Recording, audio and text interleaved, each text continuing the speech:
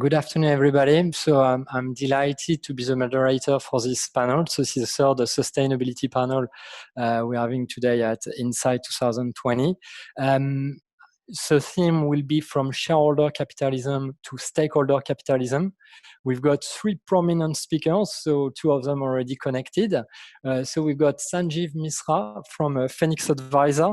Sanjiv is also a chairman APAC Advisory Board of Apollo Global Management. We've got Jenn-Hui from Fidelity International. He's global head of stewardship and sustainable investing. And then we should have David Smith, from Aberdeen Standard Investment Asia, and is head of global governance. So I guess the first question I'm going to ask Sanjiv and Jen is, in 2 minutes, what would be your current view of the world? Sanjiv, over to you. Thank you, Pierre. Good to be here. Thanks for the invite. Summarizing everything that's happened in the last couple of months in 2 minutes is sort of almost not worth contemplating. And I'm going to sort of sidestep all of the analytics and numbers and data that has been thrown at us from the market perspective for a moment. But I think it's useful, even as we examine what a humongous pandemic and tragedy this entire saga has been, to look at a couple of things. One, as we sit here today, we're advised that the total number of infections globally has gone past 5 million. Total deaths are approaching 350,000. It's the worst crisis that the world has faced since the Great Depression. And yet, if we look back to the mid-20th century, 10 years apart, in 1958 and thereabouts, and 10 years later, so 67, 68, were two very significant human pandemics. They both originated in Greater China. They both were apparently originated from animal life in that part of the world. They became global. They were each anticipated to have caused between 1 and 2 million deaths. And this is 1 and 2 million deaths at a time when the world's population was about half of what it is today. So between 3 and 3.5 billion people. And yet, there is no evidence to me that the world dramatically changed after either of those crises. And I think it goes to the theme that the human being is a remarkably resilient person, looks forward, not backward.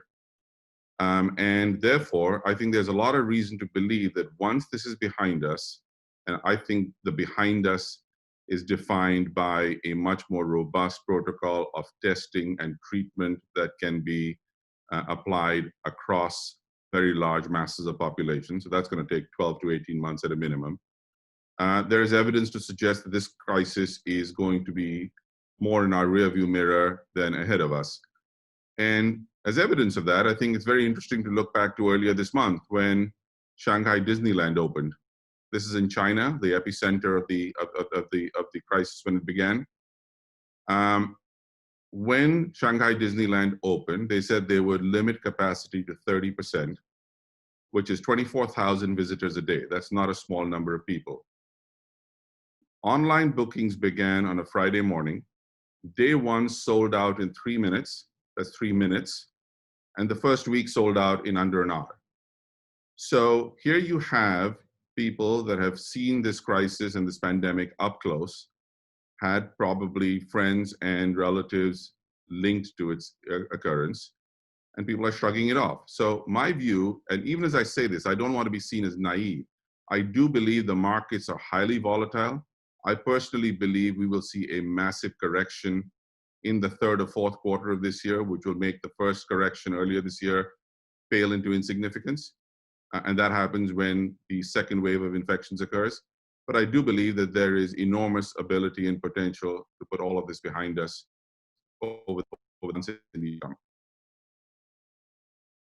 Perfect. Thank you very much, Sanjiv. So, Jen, what's your view? So that's a really broad question to answer. Let me try and break it down into 3 parts, and we won't obviously have time to talk about all of these 3 parts. But I think my first observation to note as an investor is this, so-called growing divergence that you have between Wall Street and Main Street. right? You have every economic indicator we have out there pointing at an extended recession now, and potentially loss of aggregate demand from the system because of the unemployment that we're seeing all around the world. Right? And that will start to feed back into the productive capacity of the economy at some point as well. And yet, if you look at the markets, it's barely reflecting any of that. Markets are or remain very, very optimistic. You know, there's lots of different reasons people can point to for that divergence. You know, as always with these things, you won't know until after the fact. But I think it's very clear that a lot of this has been driven, which by my second point, the unprecedented fiscal and monetary stimulus that we've seen all around the world. And all of that is necessary to avoid illiquidity turning into insolvency, in ensuring that we have an economy to return to when we all emerge from lockdown. But at the same time, I think we need to think about what the consequences of all of that that debt in our system is, and how we will address that in the future, and mechanisms to repay that. And the third and final point is, what does it mean for ESG, which I guess is our topic of today. And on that, actually, I'm optimistic and positive. I think the crisis has reinforced the value of ESG for a number of participants, for corporates, for regulators, for investors.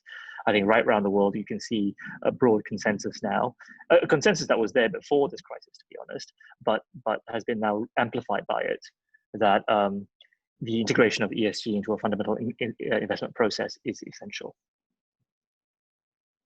Perfect. Thank you very much. Jen, while we're on that topic, something I would like to discuss with you within Fidelity International, has COVID-19 made your position or your team position, let's say, easier when you talk to investors, when you talk to corporate, when you talk to fund managers? I mean, has it changed anything? Yeah, for sure. So I think, you know, from a perspective, what the crisis has emphasized is the societal responsibility of companies, right? And I think, you know, it's one of the things that ESG professionals say that is true, but a lot of people forget, which is that companies do not exist to make a profit. Companies exist to provide a service or a product to society, and to do so in a way that minimizes their environmental harm and maximizes their human capital that they employ. Profit is the byproduct of doing that in a successful way. It is not the reason for why a company ought to exist. And I think the crisis kind of reinforces that underlying point. I think you see a lot of companies addressing their societal responsibility. So in the short term, this takes the form of focusing on employee safety and meeting the immediate needs of the pandemic, right? So providing broadband access, or undertaking public hygiene initiatives, or manufacturing healthcare related equipment. But in the longer term, I think we'll see an acceleration of the shift towards the stakeholder capitalism, which is the subject of this talk. And I think we'll see companies being much more conscious of their social responsibilities. Okay, so it's already happening within Fidelity. You can feel that you get more traction, and those guys are more engaged, let's say. You're basically all the stakeholders. Yeah, because I think companies that pay attention to their social responsibility today will emerge from this crisis with stronger brand equity and with greater levels of engagement from their employees, from their suppliers, and from their customers. So it isn't just a humanitarian thing to ask companies how they're addressing the COVID crisis now. It's also fundamental in our ability to analyze how robust and resilient they'll be when they come out of this crisis. Thank you very much, Jen. So, Sanjiv, you are a non-exec in a numerous number of companies in Singapore, and I guess your role must have evolved quite a lot since the COVID-19. Could you just describe us what's new? I mean, what are the new challenges, let's say, you are facing in your non-exec role? Yes, so it's very interesting to look at the companies on whose boards I serve, because they happen to be in very diverse and differently fashioned businesses. and yet the themes seem to be very similar around priorities. So when I think of what we've been doing on our boards in response to the crisis, I think the two priorities that raise themselves well above all others are safety and liquidity. And it's interesting how you approach each of those, because let's take safety first.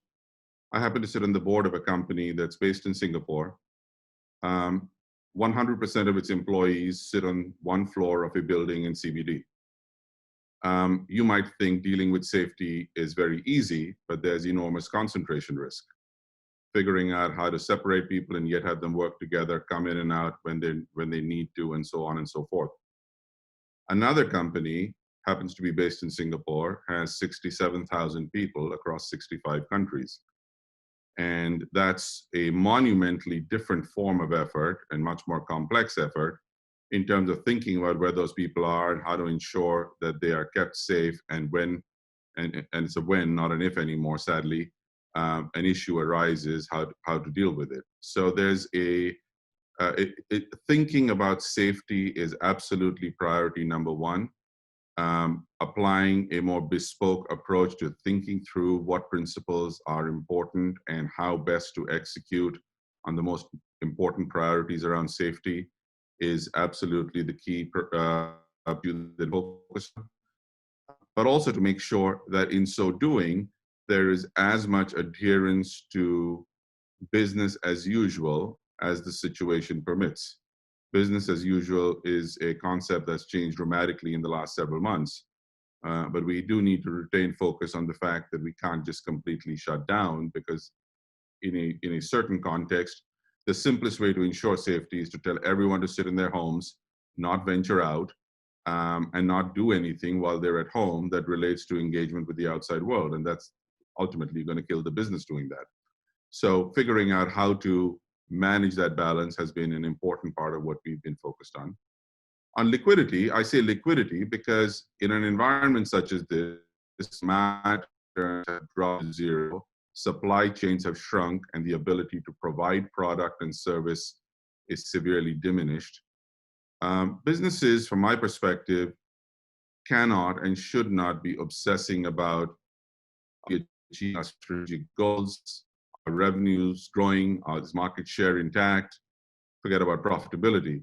It's all about making sure that we have liquidity, access to lines of capital and cash that ensure that we can execute on the basic operating proposition in a way that allows us to keep those supply chains open to the degree possible and to produce product and service for our customers, while effectively ensuring that our teams are getting paid, that our suppliers are getting paid, that our overhead expenses are being met, and that we're not dealing with a cash crunch, which ultimately is the fastest way to kill a business in an environment such as this.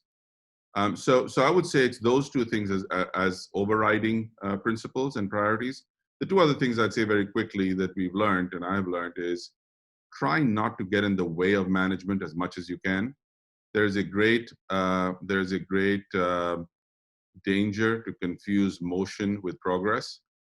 The more you get entangled with the day-to-day activities of the company, the more you think you're helping, and actually you're doing just the opposite. So try and let management do their job. And secondly, to not get too fixated on what I call analysis paralysis. There's only so many scenarios you can define. There's only so many scenarios you can think through in the context of the information you have. One of the dangers that I think we all are suspect to and vulnerable to is, what's the worst case? And we've had this conversation in several board meetings that I've been a part of. And at a certain point, you sort of say, as we look at things today, this is how bad it can get.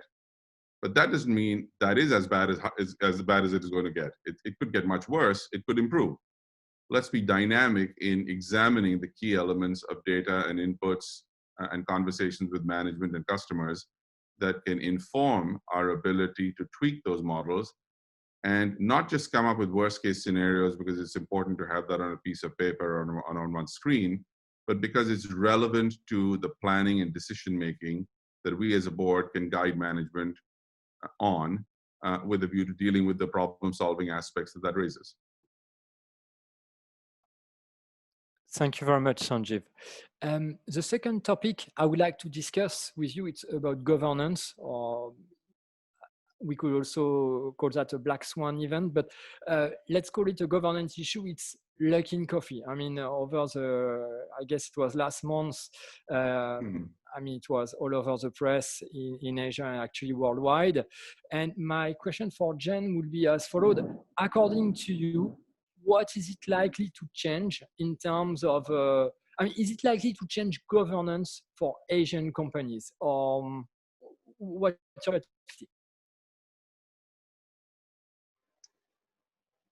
No. Look, I think Luckin is unfortunate. You know, I think there were some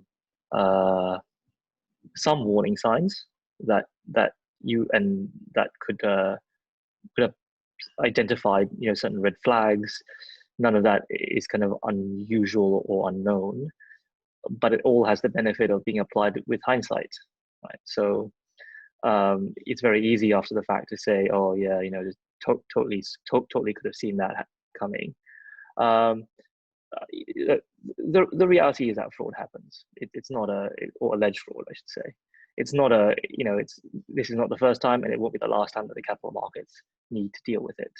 I think there's a lot of insight that you can bring from the ESG world, and specifically from the G world, in analyzing some of the things that an investor should be thinking about in order to avoid being in these situations in the first place, right? And some of these are sort of well known. You know, the other business ventures of the management team, you know, the underlying business model itself, the rate of growth. You know, generally you know, if it's too good to be true, then it probably is. That kind of having that kind of skeptical mindset. So look, I think it's not. I think it's unfortunate, but I don't think it's unusual, and I don't think it's the last time we'll ever see it. Okay, so according to you, it won't have a major impact, let's say, in terms of regulatory. So Sanjiv, you've got wealth of experience, you know, on the market. I think you've got more than 20 years experience in IB. You know, each time we've got a crisis, there is a change from the regulator, an amendment, something, you know, trying to make sure it's not happening anymore. So according to you, I mean, we had Luckin, but we had other events taking place since COVID-19. What is likely to change according to you this time? So I think that the difference between COVID-19 and certainly most, if not all, of the crises that we've seen in the last several decades is that it was not something that was induced by financial impropriety or financial excess. And in that context, I hope the response from regulators, broadly defined, is not a generic knee-jerk reaction around the financial service sector must have something to do with what went wrong, so let's tighten it up even further. I think that would be an inappropriate response. I do think that from a broad regulation and perhaps more relevant policy perspective, the world is just going to go through a phase, and I do mean a phase, I don't believe this is forever, a phase of paying a lot more attention to physical proximity, to temperature checks, to health screening, and to particularly batten down the hatches where crowds gather and assemble and remain in place in large masses for periods of time. And that is as much conferences, airport lobbies, airplanes, mass transit, elevator lobbies. And so from that perspective, I think this isn't the purview of financial regulators and central banks who are playing largely around the world today a rescue role, a facilitating role, as opposed to a you've been bad and I'm going to punish you for it role. And I think that's appropriate.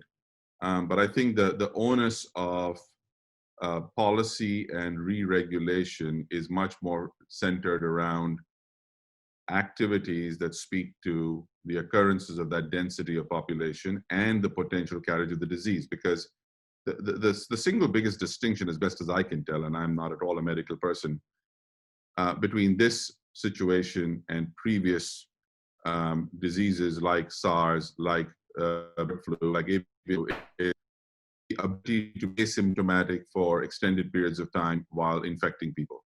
And until we get a grip on being able to test asymptomatic people in large numbers in an efficient and inexpensive manner, we're going to need to implement day-to-day human practices that are dramatically different than we've been used to. And I think that's where regulation is going to need to step in, not around financial services. Okay, perfect. Thank you very much, Sanjiv. Sanjiv, I've got another question for you.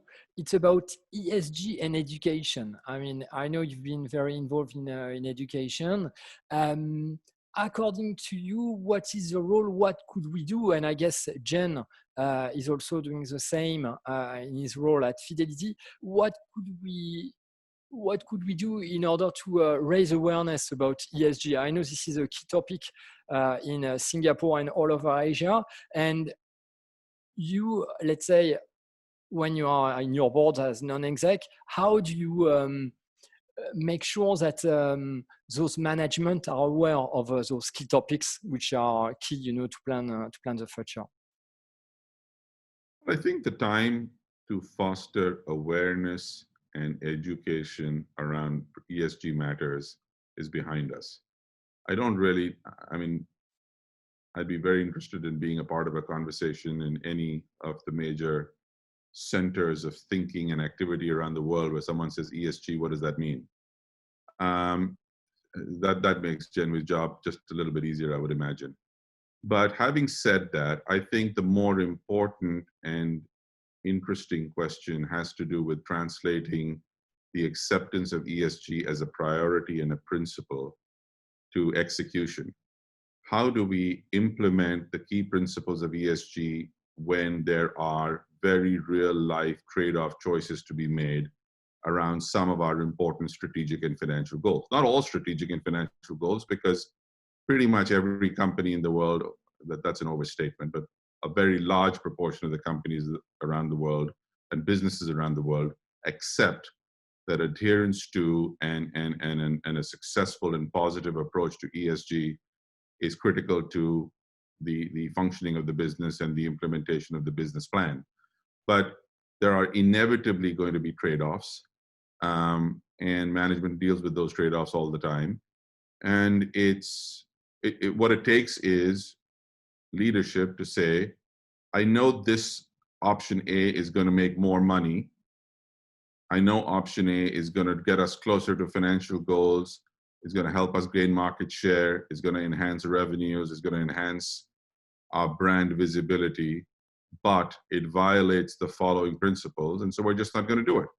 It's as simple as that. And it sometimes is as blunt as that. And I've been around when decisions like that have been made, and everybody falls in line. It takes leadership. It needs someone to say, stand up and recognize that what we have been doing all along has been great, has checked a bunch of boxes, but leaves this big gaping hole. And we are now tasked with filling that hole in a manner that is congruent with what the world wants us to do. The fact that a number of the big institutional shareholders around the world, and Fidelity is clearly one of them, are writing to companies and CEOs and boards and saying, we expect you to be cognizant of these priorities, and if you're not, we're going to act accordingly in terms of our ownership positions and our actions with proxy voting, helps. But I think that it's going to take more time for this to become a tidal wave as opposed to the occasional ripple that it has been in the past. So if I can if I can add to that, I think those are some great points, Sanjiv. I think the intellectual, for me, the intellectual basis of ESG is quite clear, right? It's a very simple idea, actually. It's that your financial decisions also have non-financial consequences. And actually, as consumers, I think we intuitively understand that. We know that when we buy something or we do something, we're expressing beliefs in that way. Financial decisions, for whatever strange historic reason, has been exempt from that rule. So if you look at the CAPM model or a traditional IR analysis, it's always number spits out, right? The challenge of ESG really, I think, is in three parts. So firstly, as investors, as financial market participants, we need to acknowledge that our financial decisions that we're making every day have non-financial consequences. The second is that we need to start to measure these non-financial consequences. And the third is that we need to start targeting those non-financial consequences. So that, to me, is the correct sequencing of it. I think we're at the awareness part. I think the measurement is the hard part. And that's why you see a lot of people talking about, oh, data difficult, no consistency, no comparability. But that's okay. That's part of the growing pains, right? We need to, it's a broad recognition that this is something important that we should be measuring. Once we figure out how to measure it, then we can figure out how to achieve it. Perfect. Thank you very much, guys. Sanjiv, Jen, it was for these very interesting insights. I guess we'll have to wrap it up now and leave the floor to the fourth sustainability panel of the day. But thank you very much.